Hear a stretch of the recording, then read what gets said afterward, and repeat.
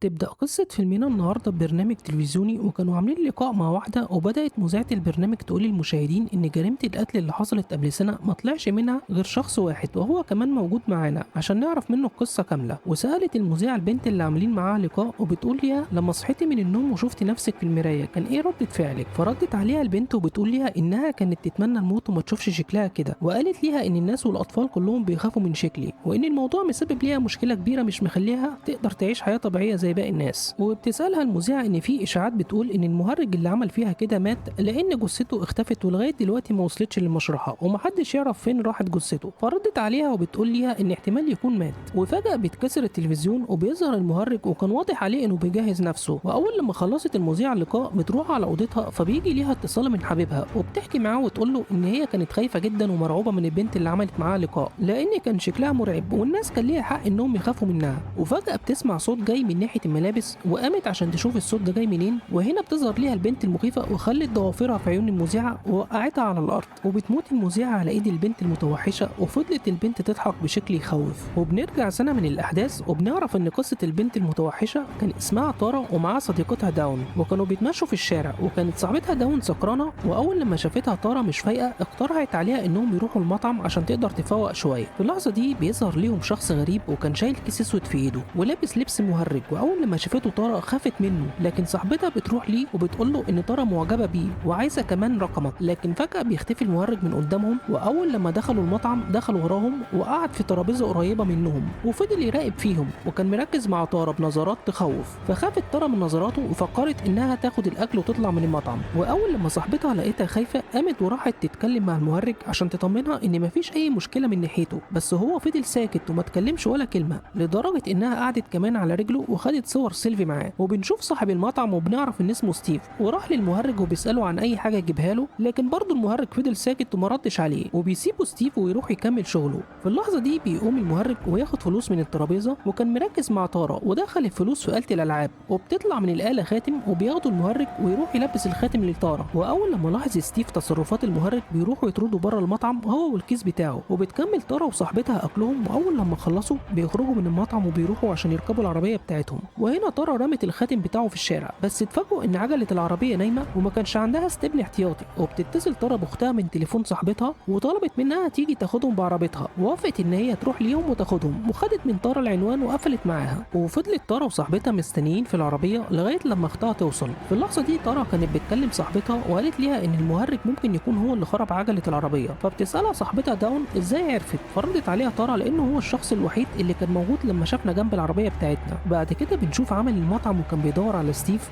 بس فجاه انصدم العامل لما شاف راس ستيف مقطوعه وعيونه محروقه، وفضل يصرخ وحاول يهرب عشان يتصل بالشرطه، لكن فجاه بيظهر ليه المهرج وبيقطع ايده وفضل يطعن فيه لغايه لما مات. في الوقت ده تارا كانت عايزه تروح للحمام، وداون صاحبتها كانت بتشاور ليها على شخص خارج من بيت قدامهم، وقالت ليها تروح تستأذن منه وتدخل عندهم. وفعلا تارا راحت ليه، بس هو قال ليها ان ده مش بيت وده مخزن، وهو موجود هنا عشان يطلع فار موجود فيه. بس تارا فضلت تتحايل عليه وبيوافق في الاخر، وطلب منها انها تدخل وما تتاخرش، بس كان مكان الحمام بعيد، وبيقول ليها الشخص صاحب المخزن انها لازم هي اللي ترجع لوحدها. وبنروح لداون صاحبتها وبتسمع خبر عاجل من راديو العربيه ان في شخصين اتقتلوا في المطعم اللي هم كانوا فيه من شويه، وان اللي عمل كده لابس لبس مهرج. وخافت داون جدا، وفجاه بنشوف المهرج قاعد جنبها في العربيه وفضلت تصرخ بصوت عالي عشان يجي اي حد يساعدها، لكن للاسف محدش كان سامعها. وكمان مايك صاحب المخزن كان مخلي السماعات في ودنه وما كانش سامعها. وبنشوف تارا اللي خلصت وخرجت من الحمام وكانت عايزه ترجع للباب، بس هي نسيت الطريق وما كانتش عارفه تطلع منين. وفجاه ظهرت ليها بنت مريضه وشايله لعبه في ايديها، وطلبت تارا منها انها تخرج من المخزن. وقبل ما تجاوبها البنت المريضه بيظهر فجاه المهرج وكان في ايده مشرط وكانت ايده مليانه دم. واول لما شافته تارا طلعت تجري منه من خوفها، بس هو عرف مكانها وضربها في رجليها. وتارا كانت بتدافع عن نفسها وبتضربه وبتحاول تهرب منه، لكن هو سيطر عليها وعايز يقتلها، بس هي مسكت المشرط بتاعه وضربته في كتفه، وبتجري منه وبتلاقي بابه وبتخبط عليه عشان يجي اي حد ينقذها، بس بدون فايده. وكان المهرج بيدور عليها وهي كانت مستخبيه منه وماسكه في ايديها حديده عشان تدافع عن نفسها. في اللحظه دي بنشوف فيك اللي كانت رايحه لاختها تارا، فبتسمع الاخبار في الراديو عن الجرائم اللي عملها المهرج، وهو كان بيقتل في الناس اللي موجودين في نفس المنطقه اللي فيها تارا وصاحبتها. فقلقت جدا على اختها. بعد كده بنشوف تارا بتدور على اي حد يساعدها لغايه لما شافت مايك قصادها وفضلت تصرخ عليه عشان يجي وينقذها، بس هو كان مخلي السماعات في ودنه وما كانش سامعها. وفجاه بيظهر المهرج من وراها وبيكتم نفسها وبيديها حقنه مخدره عشان تنام. واول لما فاقت تارا لقت نفسها متكتفه وقاعده على كرسي وهو كان واقف قصادها وكان شكله مرعب. وتارا كانت بتحاول تفك وتخلص نفسها بس في الاخر بتفشل، وفضل المهرج يخوفها ويرعب فيها. في الوقت ده كان في ستاره متعلقه في المكان اللي هي فيه وبيشيلها المهرج، واتصدمت تارا لما شافت صاحبتها داون متعلقه بدون ملابس وهو كان رابطها ومشقلبها من راسها. وفضلت تارا تصرخ من اللي هي شافته وحاولت مره تاني انها تخلص نفسها من الكرسي، لكن الصدمه لما المهرج قسم صاحبتها داون بالمنشار. وهنا قدرت تارا تخلص نفسها وتفك الحبل اللي هي مربوطه فيه، وبعدها بتضرب المهرج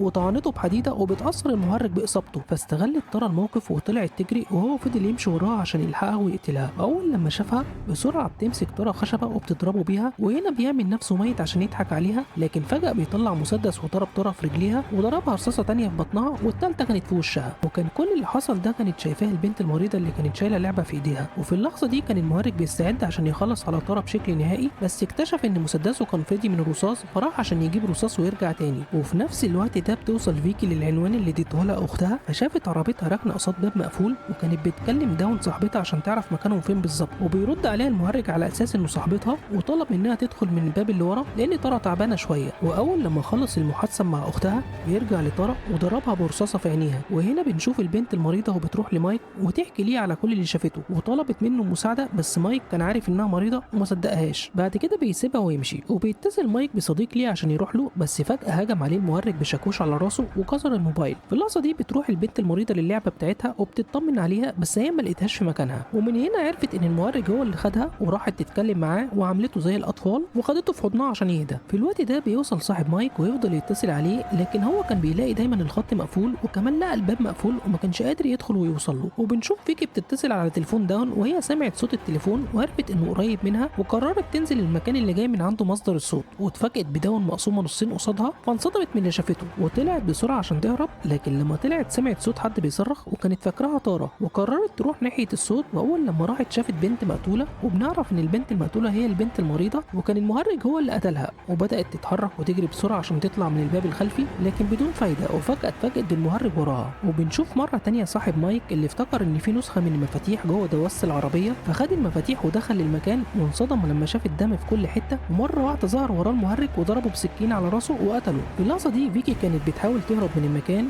وبيعرف المهرج مكانها وبيروح ليها وبيخنقها بكيس عشان يقتلها، بس هي قدرت تقطع الكيس بسرعه ولاحظت ان في مسامير في الارض فخدتها بسرعه وضربته على رجله وبدات تصرخ وتجري وتدور على اي حد يساعدها. في الوقت ده بيتحرك مايك لما سمعها وانصدمت فيكي لما شافت تارا مربوطه على الكرسي ومقتوله بطريقه بشعه، وبسرعه بيوصل ليها المهرج وبيضربها بجنزير حديد وفضل يضرب فيها بقوه في كل حته في جسمها. وقبل ما يقتلها بيوصل مايك من وراه ويضرب المهرج وقدر ينقذ فيكي في اخر لحظه. وبدا مايك يتصل بالشرطه ويحكي لهم كل اللي حصل وبلغهم انهم لازم يوصلوا بسرعه وان هو هيدخل في اوضه الطوارئ لغايه لما يوصلوا. وفعلا خد فيكي لحد الباب بس كان مقفول وقعد يدور على مفتاح عشان يطلعوا من المكان، لكن مره واحده بيظهر تاني المهرج وضربه بانبوبه وبدا يدوس على وشه لغايه لما كسره. في اللحظه دي كانت بتحاول فيكي تكسر الباب بحديده لغايه لما اتفتح الباب، لكن بيوصل ليها المهرج من وراها وبيخنقها وهي بتدافع عن نفسها وبتضربه بحديده في عينه. وراحت بسرعه تجري على اوضه الطوارئ بس برضه بتلاقي الباب مقفول. وفجاه سمعت صوت الشرطه بره وطلعت عشان تكون قريبه منهم وحد يسمعها، لكن بيوصل المهرج وكان سايق عربيه وبيخبطها بيها وبعدها بيقرب منها المهرج وفضل ياكل في وشها. وهنا بتوصل الشرطه وطلبت من المهرج انه يرفع ايده، بس هو طلع مسدس من جيبه وقتل نفسه. وبنشوف جثه المهرج وجثه مايك بيوصلوا للمشرحه عشان الطبيب الشرعي يحللها، لكن انصدم الطبيب لما شاف وش مايك متدمر. بعد كده بيفتح الكيس اللي فيه جثه المهرج عشان يشوفها، بس فجاه بدا النور يطفي ويولع وبدا يرن التليفون. واول لما رجعت الكهرباء للغرفه بيقوم المهرج ويمد ايده ويخنق الطبيب ويموته. بعد كده بتطلع فيكي من المستشفى بعد مجموعه عمليات بسبب هجوم المهرج عليها، وبنشوف وشها بقى كله مشوه، وكانت فيكي الوحيده اللي نجت من المذبحه دي. واتحولت فيكي لنسخه تانية من المهرج بعد تشوه وشها كله اللي بقى مرعب، وكانت بتعاني من شكلها بسبب تنمر الناس عليها. تبدا احداث الجزء الثاني من الفيلم باوضه المشرحه، وبنشوف المهرج بيضرب الدكتور وبيحاول الدكتور يقوم ويقاوم عشان يتصل باي حد يساعده، لكن المهرج للاسف قدر ان هو يضرب الدكتور في راسه وبيطلع عينه وبينجح انه يخلص على الدكتور ويبدل كمان عيونه بعيون الدكتور اللي طلعها في ايده. بعد كده بيطلع السفاح من المشرحه وبيروح لمغسله وشاف هناك شخص قاعد على كرسي ونايم، وبيقلع المهرج لبسه وبيخليه في الغساله وبيستنى هناك لغايه لما لبسه يتغسل. وهنا بنشوف بنت بتبقى لابسه نفس ملابس السفاح المهرج وبتروح ناحيته وقعدت تلعب معاه. في الوقت ده بيفوق الشخص اللي كان نايم وبيشوف المهرج قاعد يلعب مع نفسه، وفي اللحظه دي كان المهرج بيلبس ملابسه بعد ما اتغسله ونضف كمان الارض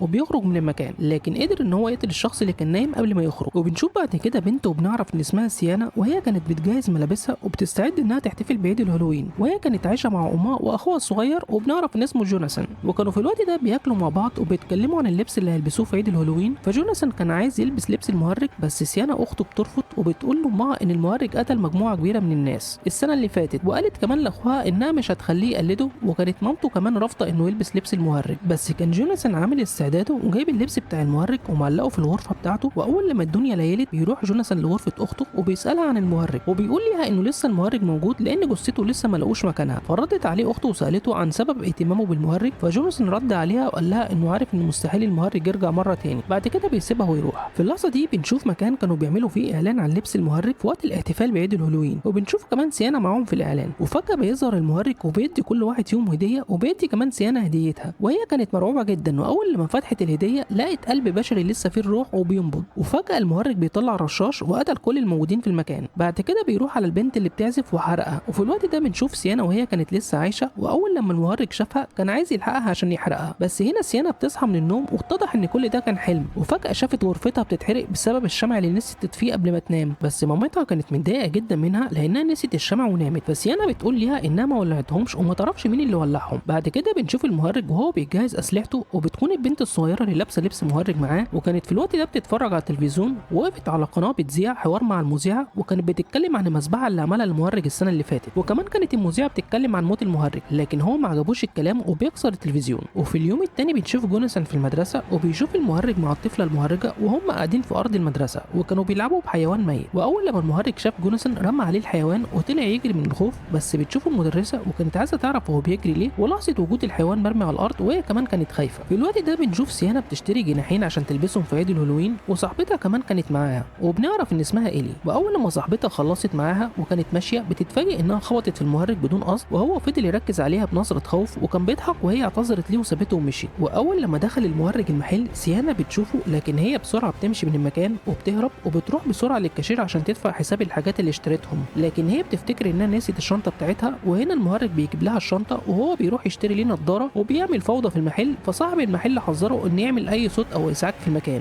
في اللحظه دي بنشوف صاحب المحل بيروح للمخزن عشان يجيب اكياس كبيره للجناحين اللي اشتريتهم سيانا، وبنشوف المهرج بيقرب لسيانا ويبتدي يضايقها وهي كانت خايفه ومرعوبه منه، لكن صاحب المحل رجع وحذره للمره الثانيه. فسيانا بتاخد حاجتها بسرعه وبتخرج من المحل. وبنشوف بعد كده المهرج بيتحرك وبيروح بسرعه يقفل باب المحل، فسال على سعر الحاجه اللي اشتراها، فصاحب المحل قال له عن السعر، لكن بنتفاجئ وبنشوف السفاح بينزل تحت الطاوله وبيطلع سلسله وشاكوش وكمان سطول وازازه فاضيه، وبيطلع بعد كده فلوس. فصاحب المحل طلب منه يطلع بره قبل ما يقتله، لكن فجاه المهرج ابتسم ليه ومسك الازازه وضربها في راسه، بعد كده ضربه بالسطول اللي معاه وقتله. في الوقت ده بترجع سيانا للبيت واخوها قال ليها انه شاف المهرج في المدرسه وكان معاه طفله مهرجه وكان عنده احساس ان ممكن تحصل حاجه في اليوم ده، وطلب منها ما تخرجش النهارده. فردت عليه وقالت ليه انه ما يقلقش ومش هيحصل اي حاجه، واخوها حذرها وقال ليها انها ما تخافش لو سمعت عن حالات قتل كتير في اليوم ده. في الوقت ده بتوصل الاطفال للبيوت عشان ياخدوا الهدايا والحلويات زي كل سنه، وهنا المهرج بيضرب جرس الباب بتاع إيلي صديقه سيانا وطلب منها حلويات، وهي افتكرته لما اتخبطت فيه جوه المحل، لكن هي رفضت تديله اي حاجه لانها شافت انه شخص كبير ومش طفل، وقفلت بعد كده الباب في وشه. ورجع تاني يخبط على الباب بقوه وطلب منها مره تاني الحلويات، فرمت إيلي الحلويات في وشه عشان يمشي، لكن فجاه بتلاحظ جوه الكيس بتاعه ادوات القتل بتاعته وهي مليانه دم، وهي خافت جدا ودخلت البيت وقفلت الباب، وكمان كانت بتبص عليه من جوه البيت عشان تطمن ان هو مشي. واول لما جه الليل بنشوف سيانا بتستعد وبتلبس ملابس الهالوين عشان تطلع للاحتفال، وإيلي كمان صاحبتها كانت بتجهز نفسها عشان تحضر هي كمان الاحتفال، لكن فجاه إيلي بتسمع صوت حاجات بتتكسر، واول لما نزلت شافت الباب الازاز مكسور، وفجاه بتلاحظ وجود المهرج في المطبخ وكان بيشرب، وحاولت إيلي انها تهرب منه، لكن المهرج بيمسكها وضرب وشها بالمشرط، بعد كده قص فروه شعرها بالمقص واستخدم معاها طريقه بشعه جدا، وبيروح يجيب كلور وبيرشه على جسمها كله عشان تتألم اكتر. وبنشوف بعد كده سيانا اللي كانت جاهزه عشان تروح للاحتفال. في اللحظه دي بتلاحظ ام إيلي الباب مكسور وبتجري بسرعه لاوضه بنتها عشان تشوف ايه اللي بيحصل، واول لما وصلت اتصدمت لما شافت المهرج قاعد بيقطع في بنتها وبياكلها، وكانت كل ده لسه عايشه، وكانت امها بتصرخ ومصدومه. في الوقت ده كانت سيانا وصلت الحفله واصحابها كانوا بيسالوا عن إيلي لانها ما كانتش موجوده معاهم في الحفله، فردت عليهم سيانا وقالت لهم انها تيجي بعد شويه صغيره. وبنشوف جيف صاحبهم اللي بيوصل وبيتعرف كمان على سيانا. بعد كده بتوصل مجموعه اطفال على بيت إيلي عشان ياخدوا الحلويات، لكن لكن فجأة بيطلع عليهم المهرج وشايل راس إيلي وكان حاطط فوقها الحلويات، وكانت البنات فاكرة إنها بتهزر معاهم لأنهم في عيد الهالوين، وكانوا فاكرين إن الدم اللي موجود على الحلويات مجرد لون صبغة، فمشيوا وهم فرحانين وسلم عليهم المهرج وهو كان بيضحك. في اللحظة دي كان جوناثان ومامته كانوا موجودين في البيت، وطلبت منه مامته إنهم يتفرجوا على فيلم ويسهروا سوا، لكن جوناثان بيرفض لأنه كان خايف وقلقان على أخته. بعد كده بيشوف كتاب كان والده بيجمع فيه تقارير عن جرائم المهرج وعن عدد الضحايا اللي قتلهم، وكان باباه راسم شخصية بنت هتقتل المهرج، بس بترد عليه مامته وبتعنفه وقالت ليه إن أبوه كان مش متزن عقليا، وقطعت الكتاب قصاده ورمته وهي بتقول لي إن كل اللي فيه كده. لكن جوناثان بيغلط في أمه وفجأة بتضربه على وشه، وبسرعة بيطلع من البيت وهو زعلان. وهنا كانت الأم لوحدها في البيت، وفجأة بتسمع صوت في الجراج، فراحت عشان تشوف إيه اللي بيحصل، ولاحظت إن العربية بتاعتها متغرقة بالصابون، فاتصلت على سيانا وحكت ليه على كل اللي شافته، وابتدت سيانا تهديها وتطمنها، وبدت الأم تنظف العربية وتمسحها، لكن فجأة اتفاجئت بالمهرج موجود جوه العربية وبيطلع بسرعة سلاحه وضربها في راسها. في الوقت ده سيانا كانت موجودة في الحفلة وبتشوف البنت المهرجة، وفجأة قربت عليها وصرخت وما كانش حد شايفها غير سيانا. وبنشوف جوناثان اللي بيرجع للبيت وكان خايف واتصدم لما شاف مامته كانت على الترابيزة وراسها متكسرة، وفجأة المهرج بيظهر وانصدم جوناثان وبيجري بسرعة وبيطلع لفوق،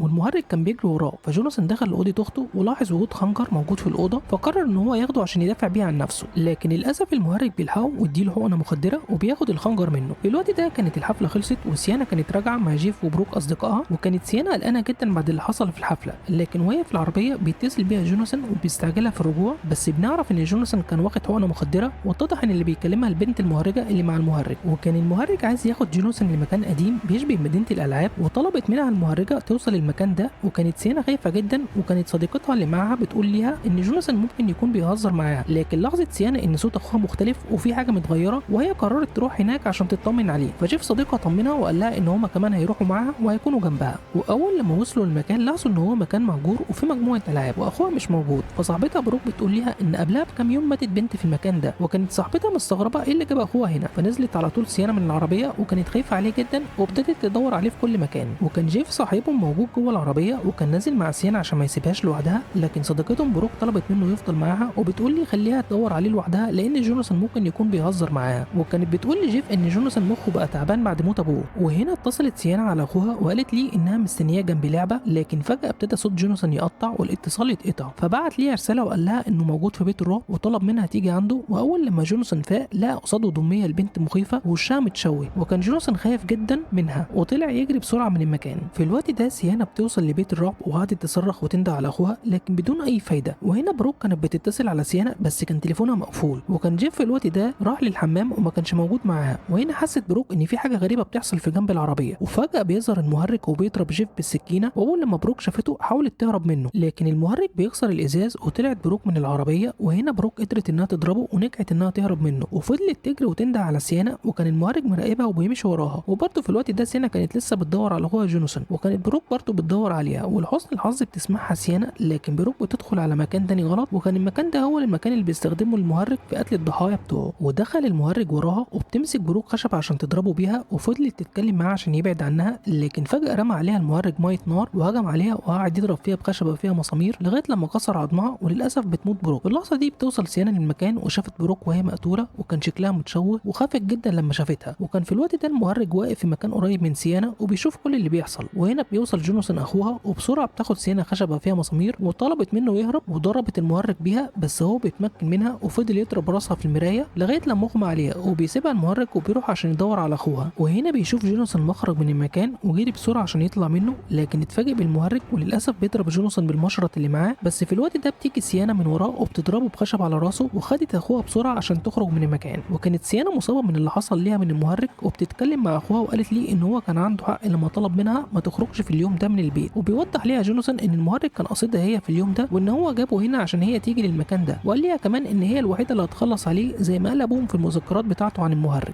وسيانا طلبت منه إنهم لازم يخرجوا من المكان ده بسرعة، لكن فجأة بيخشوا في مكان غريب فيه دميات مرعبة، فسيانا خلت أخوها في المكان ده وراحت عشان تدور على أي مخرج ليهم. بس فجأة بيطلع المهرج من ورا جوناثان وبيضربه بسلسلة حديد على ظهره. وهنا سيانا بتسمع صريخ أخوها ورجعت بسرعة، وأول لما وصلت ضربت المهرج وهو فضل يضربها بالسلسلة. بعد كده بيمسكها ويرميها وراح تاني ناحية جوناثان وفضل يضرب فيه، لكن سيانا كانت بتدافع عن أخوها لغاية لما مسكت السلسلة بتاعة المهرج وشالتها منه بقوة، وقعدت تضرب فيه وجابت بعد كده سيخ طويل ودخلته في دماغه، وبيقع المهرج على الأرض. فاطمنت سيانا لأنها افتكرت إنه مات، لكن بيرجع مرة تاني وبيمسك سيانا وبيخنقها. وهنا جوناثان اتدخل وخد المسدس اللي كان مع المهرج وضربه بيه، بس في اللحظه دي كان سيانا اغمى عليها وكان اخوها بيحاول يفوق فيها، واول لما فاقت شافت امها قصادها، لكن بسرعه اخوها بيحذرها انها تبعد عنها عشان هي مش امهم، وفجاه اتحولت وظهر المهرج وهو ماسك راس امها، وكانت سيانا شايفه كل حاجه حصلت لامها فانهارت وفضلت تبكي عليها، واول لما فاقت فضلت تدور على اخوها وشافت اخوها واقع على الارض والمهرج كان واقف قدامه، وكانت فاكره ان اخوها مات فراحت بسرعه للمهرج وفضلت تضرب فيه، لكن هو بيتمكن منها وبيخنقها، وهنا سيانا بتطف على وشه وبتشتمه، لكن في الاخر المهرج بيرميها من فوق مكان عالي وهي كانت لسه عايشه، وابتدت تتحرك من مكانها وشافت مكان لونه احمر، وكانت سامعه صوت ناس بتصرخ عشان حد ينقذهم، وكمان الدخان كان طالع من المكان، وفجاه ظهر المهرج من وراها وطعنها بالخنجر بتاعها، وبتقع سيانا في المكان الاحمر، وبيتحرك المهرج عشان يروح لاخوها ويقتله، وهنا بنشوف سيانا وهي جوه صندوق ازاز مليان ميه، وبتشوف قصادها كل اللي حصل في الحلم اللي حلمت بيه قبل كده، وحاولت انها تطلع بسرعه من المكان، بس هنا ابتدى الاكسجين يقل عندها وبتتخنق سيانا وبيغمى عليها جوه الميه. في اللحظه دي جوناثان بيفوق وبيشوف المهرج بياكل في ايده وبيصرخ على اخته عشان تيجي وتنقذه، لكن بيلاحظ الخنجر وهو منور، وفجاه سيانا بترجع مره تاني وتاخد الخنجر بتاعها وبتطعن بيه المهرج، بعد كده بتقطع راسه، واطمنت اخيرا انها قدرت تقتل المهرج،